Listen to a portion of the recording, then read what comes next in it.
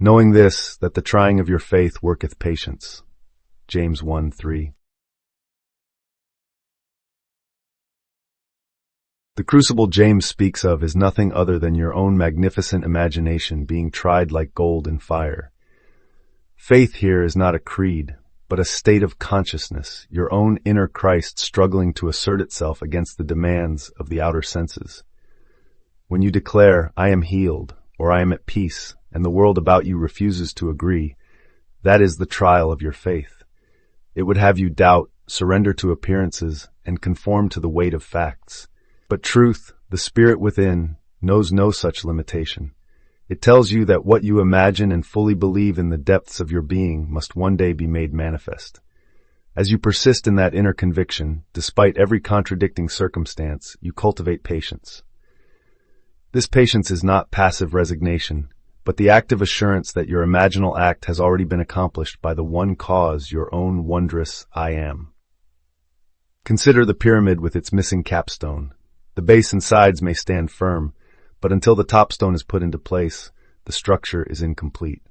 So it is with your desire.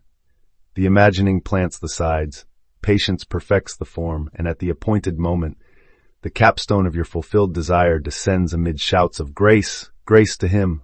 Therefore, when the pressures of life shake your conviction, do not falter. Remain in the scene of your fulfilled wish as the central actor, receive the congratulations of your invisible friends, and rest in the silence of knowing. In that stillness, your faith is refined and patience is born. And in that patience lies the proof that the spirit within is ever faithful to bring the unseen into being. James tells us that the trying of your faith isn't a random hardship, but the inner pressure you place on your own belief. Faith here is a state of consciousness that knows beyond the five senses. Its trying is simply bringing that inner conviction into conflict with outer appearances. This tension refines you, transforming a fledgling hope into unshakable certainty. Patience is the mature state of mind that results, a calm, unwavering expectancy born of self-persuasion.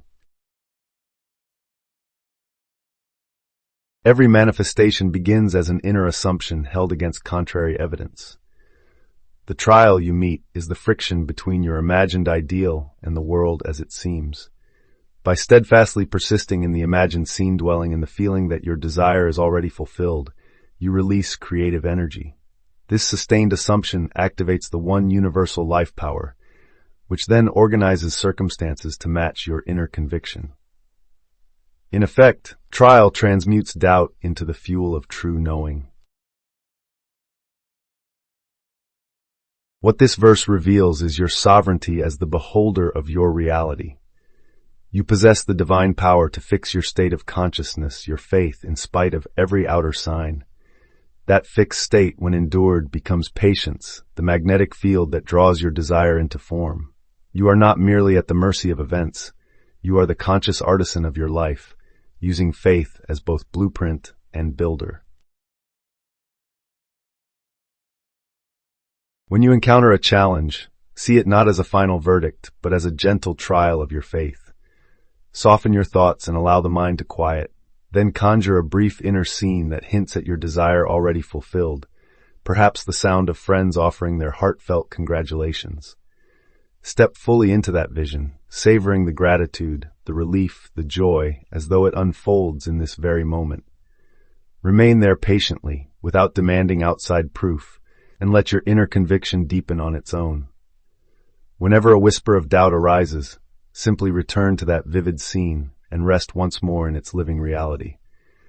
Through this simple discipline, the very adversities you face become the scaffolding for your creation, invitations to awaken the divine power you already wield, the power to believe it, feel it, and thereby become it.